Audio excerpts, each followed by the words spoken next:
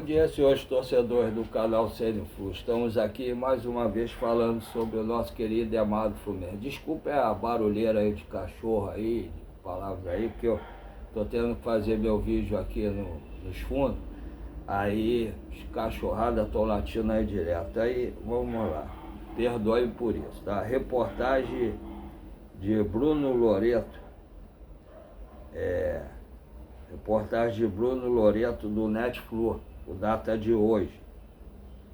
São 2 minutos de leitura, né, que é: Fluminense visita o Grêmio antes de sequência de 6 jogos no Rio de Janeiro.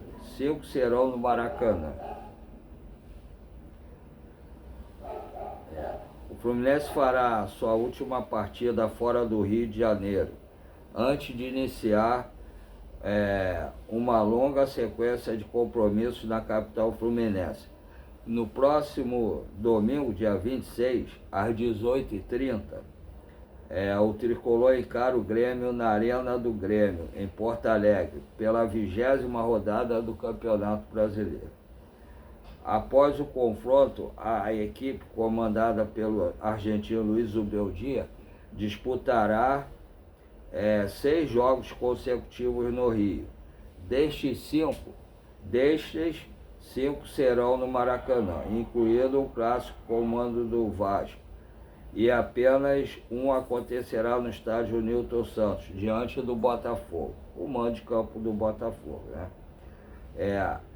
A maratona inclui compromisso pelo Brasileiro, pelas oitavas de final da Copa do Brasil e também o primeiro duelo das oitavas da Libertadores contra o Independente Rivadavia, pelas oitavas de final, né, da Libertadores.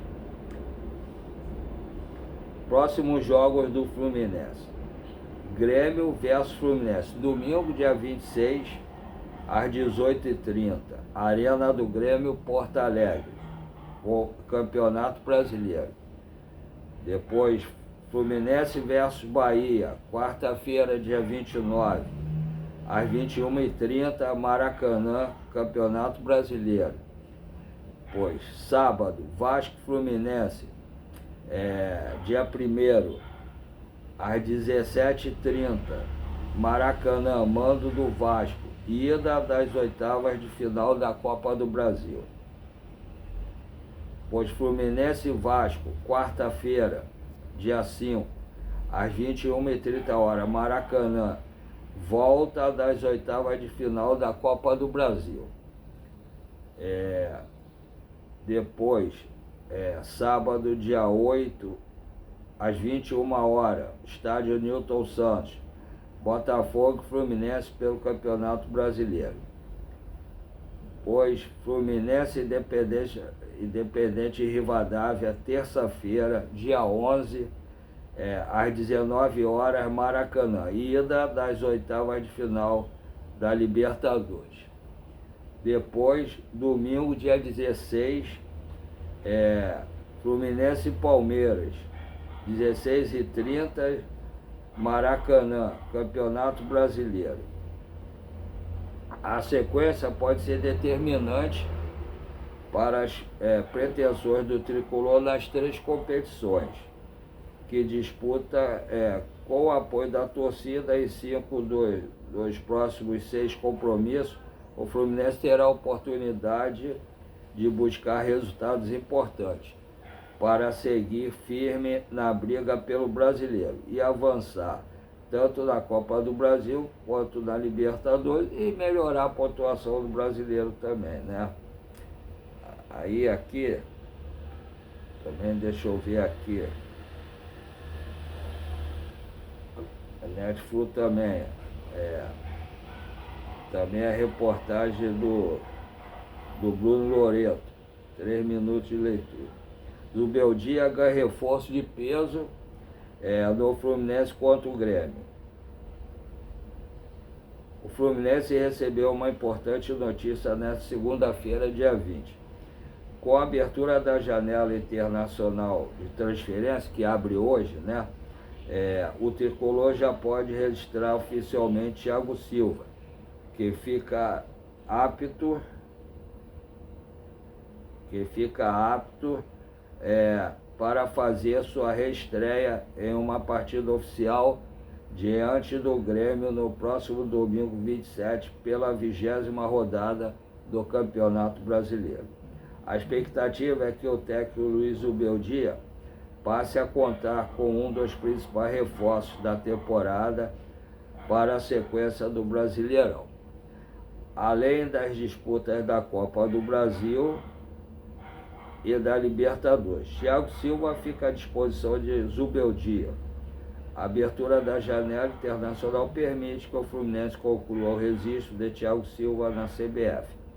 Como o zagueiro chegou ao clube após deixar o futebol europeu, sua inscrição dependia da abertura de janela da FIFA para transferências internacionais. Diferente do Hulk, que já pôde jogar, que foi escrito que era uma janela brasileira, né? Então aí ele pôde jogar antes, mas o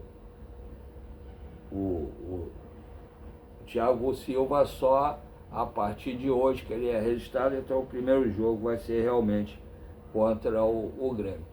Só tem um problema, o Thiago Silva ele não pode jogar todos os jogos, né, que é cada idade dele, para evitar contusão, e tem uma sequência de jogos, né? O Fluminense vai jogar contra o Grêmio, aí é para ele ir adquirindo o ritmo, depois ter os jogos aqui, né, no Rio de Janeiro. O Fluminense talvez seja poupado do jogo contra o Bahia, para poder fazer os jogos ou do Botafogo, né, que é no Engenhão, né? De repente é isso, porque o Fluminense ele não pode ter uma sequência direta de jogos, o Thiago Silva, para não se contundir, já que o Fluminense já teve dois zagueiros contundidos, né? O James não é nada grave, agora o Midjan, ele foi informado que ele deve ficar até mais de 4 semanas sem jogar, né? Então ele pode ficar até mais de 4 semanas sem jogar.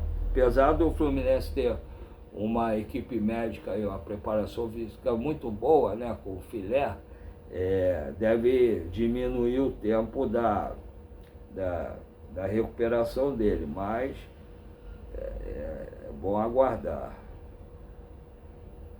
Vamos ver aqui. Também o Terãs saiu do Fluminense, né? Ele vai ser... O Fluminense emprestou o Terãs para o Atlético Goianiense para disputar a Série B. Apesar do Atlético Goianiense ter que liberar algum jogador, para resolver a situação, parece que tem que pagar uma dívida também, cada Fernabran, e para poder escrever o Terãs para disputar essa parte do Campeonato Brasileiro. Inclusive o Terãs, o contrato dele com o Fluminense encerra no final do ano. Então, quando acabar o contrato dele de empréstimo com o Atlético Goianiense, ele vai ter passe livre, vai poder ir para qualquer clube que ele queira ir, né? Também tem o caso Scud, né? Novo julgamento de acusados por agressão a torcedor do Fluminense é marcado para setembro, o Scud. Sessão inicialmente prevista para julho foi transferida para o dia 15 de setembro. Reportagem Pedro Brandão, né, do Lance. O novo julgamento de 3 homens acusados de participar da agressão contra o Pedro Lucas Scudieri, torcedor do Fluminense conhecido como Scud, foi remarcado para o dia 15 de setembro. A sessão estava prevista inicialmente para 16 de julho, na 4ª Vara Criminal do Tribunal de Justiça do Rio de Janeiro. A informação foi dada pelo GE e confirmada pelo Lance, né? o Diego Augusto Carvalho Ribeiro, Diogo Gabriel de Souza e João Victor Correia de Fone e Gino haviam sido absolvidos por insuficiência de prova de 2021. A decisão, no entanto, foi anulada e a Justiça determinou a realização de um novo júri, com a análise do processo reiniciado. A defesa dos acusados tentou manter o resultado anterior e recorreu ao Superior Tribunal de Justiça em 2023. O pedido foi rejeitado. Entre os motivos considerados para a anulação estava a ausência de representantes da vítima no julgamento que terminou com as absolvições. Posteriormente, o Tribunal de Justiça do Rio de Janeiro determinou o cumprimento da decisão que invalidou o primeiro júri. Assim, os 3 acusados voltarão a ser julgados em setembro. Um quarto homem, apontado como praticante da agressão, permanece foragido e não fez parte dos julgamentos anteriores. Por isso, a nova sessão envolverá somente os três réus que haviam sido absolvidos. Relembra o caso Scude. Pedro Scudieri foi agredido no dia 5 de fevereiro de 2017, após retornar de uma partida de futebol do Fluminense, disputada em Edson Passos. Segundo a denúncia do Ministério Público, integrantes de uma torcida organizada do Vasco tentaram abordar veículos usados por tricolores e, depois de não conseguirem, atacaram o jovem quando ele estava próximo a um ponto de ônibus. 3 homens foram presos pela Polícia Civil e denunciados por tentativa de homicídio triplamente qualificado. Por motivo torpe, emprego de meio cruel e uso de recurso que teria dificultado a defesa da vítima, Scude sofreu traumatismo craniano após ser atingido com barra de ferro e permaneceu durante meses em coma. Ele recebeu alta hospitalar em julho de 2017, 158 dias depois da agressão, e continuou o tratamento em casa, acompanhado por familiares e profissionais de saúde. Durante o período de internação, torcedores de diferentes clubes do Rio de Janeiro participaram da campanha de doação de sangue. A torcida do Fluminense também realizou homenagens ao jovem em partidas no Maracanã. É complicado, a gente, por isso que agora eu quase não vou mais ao Maracanã. Você vai ao Maracanã para se distrair, para ver um jogo que acontece. Você é agredido por torcidas de outro clube. Você hoje em dia, você não pode nem usar a camisa de time na rua, longe do Maracanã, perto da sua casa, porque está arriscado ver torcedor de outro clube te agredir.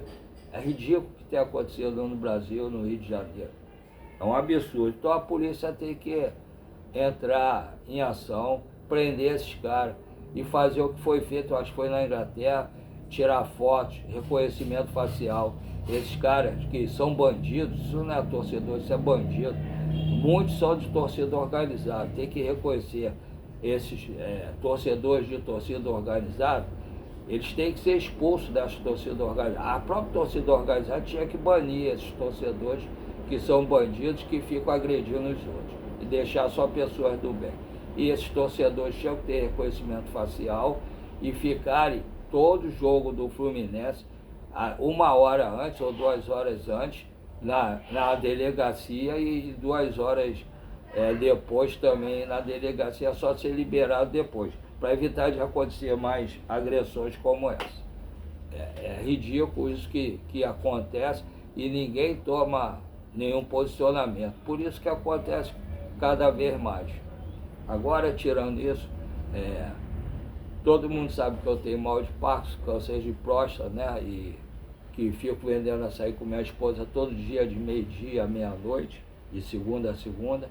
Aí fiz, com a ajuda da sobrinha da minha esposa, um canal no YouTube, que eu não entendo quase nada de YouTube. Aí eu fiz com a ajuda dela, e eu não tenho ninguém influente lá também no Fluminense. O que eu faço? Eu sempre acompanhei alguns YouTubes, por isso que eu fiz o canal também, sempre acompanhei alguns YouTubes que falam sobre Fluminense, alguns que eu confio, e o que eu faço? Eu pego o noticiário deles, dou o nome do canal deles, o nome deles e falo aqui. Ou até, por exemplo, o Netflix, o GE, alguns jornais, que falam sobre Fluminense, falam aqui, dou a notícia e o nome. Quando eu consigo o nome da pessoa, eu falo, do repórter. Quando não, dou só o nome do jornal. Então eu falo aqui, aí quando não tem nada, eu dou minha opinião. A minha opinião é minha opinião, né? Então cabe a vocês a escutarem, verem o vídeo e falar se a minha opinião foi correta ou não, e falar das mensagens do canal, né, do vídeo que eu tiver feito, se está correto, que acha que eu deveria corrigir, tudo isso. E para minha expectativa, né, curiosidade, eu pensei de não ter nem 50 inscritos, e hoje eu tenho 866 inscritos, 866 inscritos. 866 amigos que se tornaram para mim, que além de estar ajudando o canal a crescer, está fazendo bem para os problemas de saúde que eu tenho, né? Então, eu peço a todos que estão inscritos, por favor, dê o like, compartilhe e dê o hypar para melhorar a pontuação do canal. E peço aos seus amigos e suas amigas para se inscreverem no canal também, dar o like, compartilhar, e que peçam aos seus amigos e amigas também para se inscrever, dar o like e compartilhar. E as pessoas que assistem os vídeos, mas não estão inscritos, por favor, se inscrevam, dê o like, compartilhem e peçam aos seus amigos e suas amigas para se inscreverem e dar o like e compartilhar também. Assim vocês vão ajudar o YouTube a expandir nosso canal para muito mais gente no Rio de Janeiro, no Brasil e quiçá no mundo. Essa parte eu estou muito feliz. Tem uma meta de chegar aos 1000 inscritos, mas eu estou muito feliz até agora o que aconteceu. A meta inicial é chegar aos 1000 inscritos. Comecei a levar a sério.